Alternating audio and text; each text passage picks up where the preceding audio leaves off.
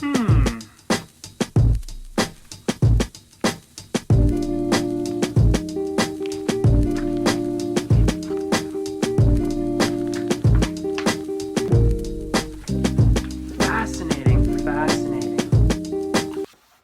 everybody, how's it going? If you haven't had a chance to subscribe yet, please go ahead and do so down below. Or below. You know where it is. It's down there. You know where it is. Yeah, go ahead and subscribe, please. That'd be sweet. So today I wanted to have a chance to discuss a very important topic with all of you. You see, keeping exotic animals is a hobby, passion, interest, however you choose to define it, that requires you to continuously be accessing information, updating information, and sharing information. It's not like you can just get yourself a pet and leave things be. Because one, the industry is always changing. We're learning new things about how to keep animals more efficiently, but also every single animal you may choose to keep generally has different care requirements. It's not like a dog. Yes, different breeds have specific requirements, but when you choose to keep an anole, let's say, and a Burmese python, those two animals may both be reptiles, but both of them have extremely broad and different care requirements that need to be accounted for and applied in your care. If you don't, those animals are going to suffer. You have to remember that when you choose to bring an animal into your home, that animal is at complete mercy to your will. It can't tell you when it's hungry. It can't tell you when it's in pain or sick. You have to be the one that knows exactly how to take care of it. And by doing so, you will hopefully be able to provide it a loving, healthy, and stress-free life. So with that being said, I thought it'd be kind of interesting to show you guys how I like to acquire my information. I wanted to share some of my literature. Thought you guys might find it interesting. And I'll just kind of show you, the books I have and such.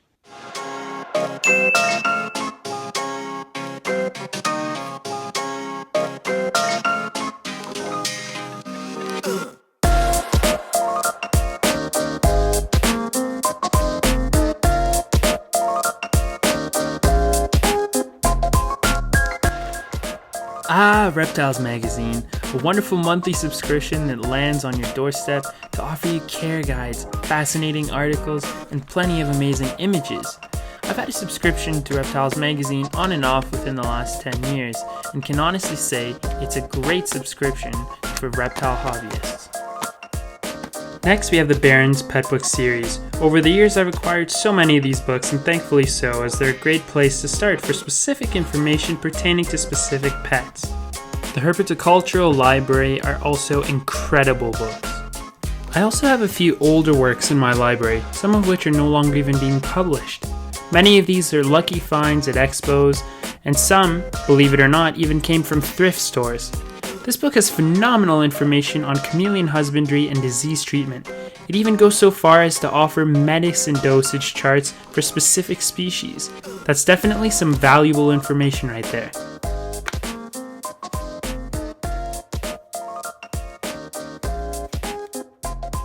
Told you I wasn't joking, some of them are pretty old. And like I said, I got a bunch from thrift stores.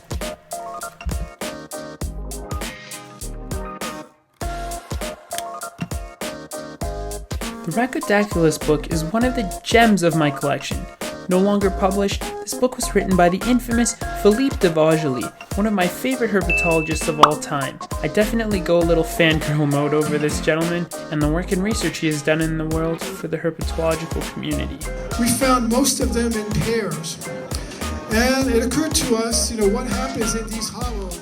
In September of 2015, Philippe de Vaugelis attended the Canadian Reptile Breeders Expo in Toronto, Canada, and gave a presentation on the biology and captive husbandry of Rhacodactylus leachianus. I also took this moment and seized it to have an opportunity to talk to him in person, and that was super awesome.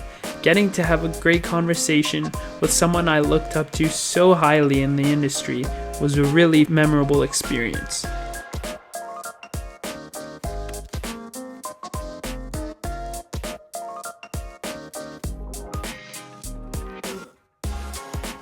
I actually just recently added another rare gem to my library collection, and this one took a long time to track down. It's the leaf-tailed gecko book, and it's specifically geared to care and husbandry for the Reptiliatus genus.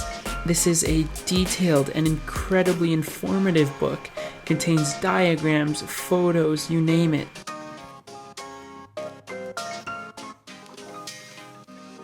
As I had explained in a previous video when this book first arrived, it's super important to gain a clear knowledge and understanding of how to treat reptile parasites and deal with their illnesses.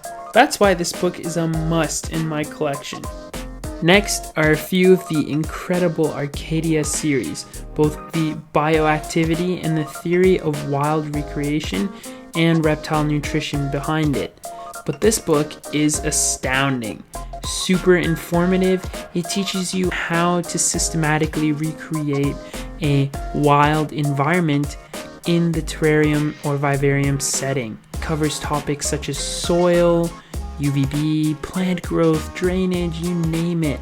A really great book if you're learning about bioactivity. The Reptile and Amphibian Nutrition book is a very good read that discusses this topic in a very scientific but beginner-friendly approach. I definitely recommend it to everybody.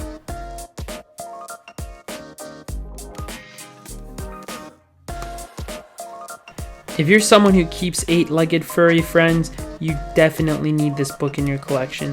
The Tarantula Keeper's Guide contains information on breeding, husbandry, illnesses, molting, you name it. The species profiles, it has everything. Definitely a must to have in your collection. When it comes to growing plants, these are some of the books that have really helped me learn a lot. This particular manual has species-specific care guides for houseplants, and many of these plants can be used in a terrarium setting. Lastly, if you grow carnivorous plants, this is basically the carnivorous plant keeping Bible, shall I say.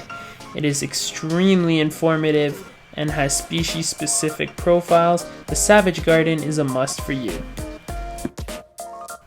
Trust me, read this book. And here's a guide to Madagascar in French, because one day I plan to be there. Lastly, I'd really like to get to do a Q&A video. I've been getting quite a few questions and comments on the last few videos I've been putting up. And I think it's time to do a kind of get to know me Q&A video where I guess I'll just answer all you guys' questions. Or at least try to answer a bunch of them, if not all of them. You know, what I'll do is maybe give you guys a bit of time to add some more questions down below in the comments, and I'll try and pick through some of those and answer those, along with a bunch of the other questions that I've found in previous videos. So let's do that soon. Get those questions in there, and I'll be sure to try and answer them. I got good news. Just found another hatched baby. If you remember watching my last video, the room tour, you saw a baby Reptiliatus henkeli that had hatched. Well, I just checked the incubator and its sibling just hatched. So let's take a look at that little baby now and get it inside a hatchling bin. It still has some shedding stuck on its head, but it seems to have removed most of it otherwise. And by the looks of it and the skin texture here, I can see that it is a male specimen. It sort of has like that variegated trunk striping going down. You get the hang of it. I don't know how to explain better than that. With the henkelis, you can kind of just tell this guy has some really cool color and marking. Look at that little lime green spot on his head. Oh, that's really special too. So yeah, without further ado, we're gonna go ahead and put this little cutie patootie inside its own small hatchling bin to get it going in its first few months of life. Alright guys, so this is sort of my basic Reptiliatus henkeli hatchling bin. Like I said, this is for hatchlings. So this smaller size bin here, we have some bamboo sticks and some foliage in the middle that gets sprayed down heavily so that the animals can walk around on there and lap it up. And then I have a bioactive, dare I say, substrate. And it's just sort of my substrate mix. You can watch the video up here if you want to see how to make it. And it contains springtails and isopods to help break down and eliminate waste. Most of it obviously is spot checked and cleaned, but you know, anything that doesn't get cleaned up or dead crickets or limbs off crickets, the isopods and springtails will help clean.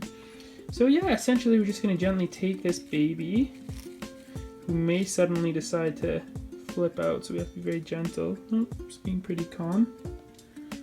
One more look. Hi. And I see that there's a bit of shed on the animal, but I think it's going to get it off by itself. So if by tomorrow the shedding isn't off the gecko, I will do what's called an assist shed, and I will gently take some surgical tongs. I say surgical because like they're from a dissection kit. They're just very small and fine and ideal for removing shed off very young animals. So I'll use those to gently remove shedding specifically from the limbs, because we don't want that tightening up and constricting blood flow, because BB, Reptiliatus, and some species in general are very twiggy limbed. So it doesn't take much for the animal's limbs to become a bit constricted if the shedding doesn't come off. So we'll gently place that baby in here. Go ahead. Oops. Well, we don't want to stress it, so it'll climb up on its own. And yeah, we'll gently put the lid on. And as you see, this is sufficient ventilation. It's a larger cutout, and I just glued screen in. I'll probably do a video on how to make these containers. While I want there to be ventilation, I don't want there to be too much of it, because we want to maintain some sort of humidity. So yeah, that's kind of it. Hopefully everything's gonna go great. Try giving it a feeding in maybe 2 days or so, when it's for sure absorbed the rest of its yolk. Sounds great. So there you go, guys. I hope you enjoyed taking a look into the Reptiliatus library, I guess you could call it. Yeah, basically that's kind of how I've learned a lot of the things I know about reptile keeping, aside from being active in different forums and communities online. So just kind of a neat thing. I do really enjoy collecting books, and I think that even as the internet and online information becomes more and more accessible and more the standard, I'm still going to be one of those people that likes to have a physical copy of like some really good literature. So everybody has their own thing, right? So cool. Definitely send those questions in down below, and I'll be happy to answer them in a Q&A kind of get to know me video in the future. More videos to come the next week or two. Thanks very much for tuning in, guys. Take care.